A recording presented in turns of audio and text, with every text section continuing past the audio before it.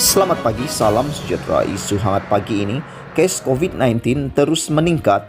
Ini surat terbuka untuk elit berkuasa, ditulis daripada sahbudin.com.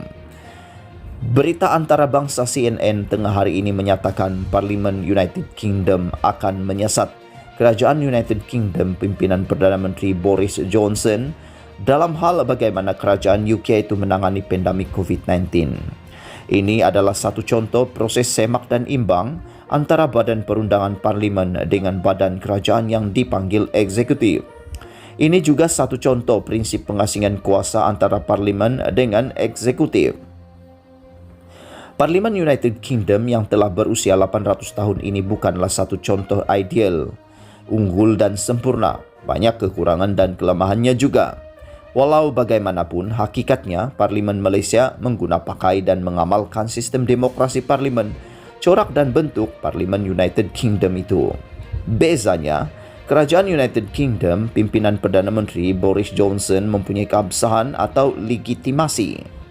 Manakala Kerajaan Perdana Menteri Muhyiddin Yassin di Malaysia tidak ada keabsahan atau legitimasi.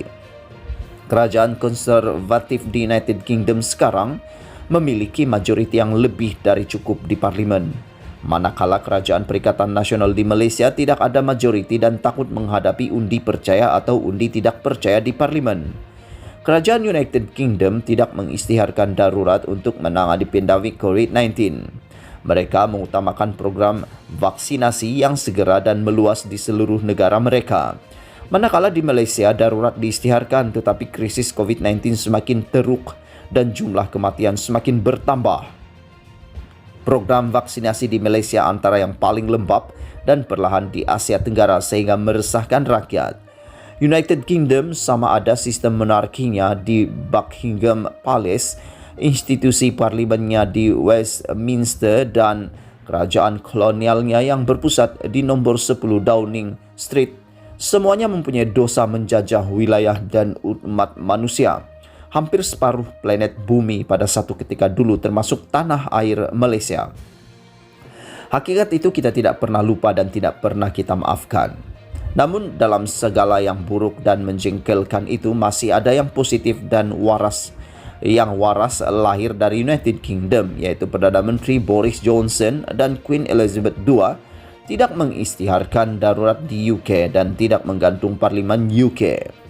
Dalam krisis COVID-19 yang semakin buruk di Malaysia, saya Hassan Abdul Karim meminta supaya Yang di-Pertuan Agong sebagai Ketua Negara mengeluarkan satu dekri supaya Parlimen segera dibuka dan darurat ditamatkan.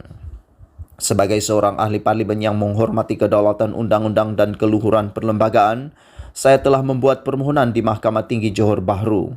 Saya telah memohon melalui Justicial Review atau simakan kehakiman supaya darurat segera ditamatkan dan parlimen dibuka.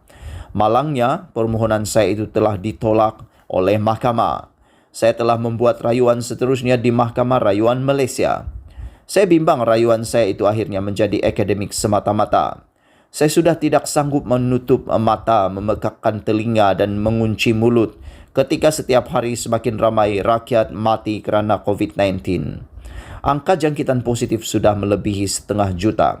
Tetapi peratusan rakyat menerima suntikan vaksin terlalu sedikit. Krisis kesihatan awam sekarang di Malaysia menghampiri keadaan malapetaka. Saya percaya tugas dan tanggungjawab ahli parlimen sebagai wakil rakyat ialah bersuara untuk rakyat. Maka inilah yang saya lakukan. Surat terbuka ini saya tujukan kepada golongan elit yang berkuasa sekarang. Sesat di hujung jalan, baliklah ke pangkal jalan.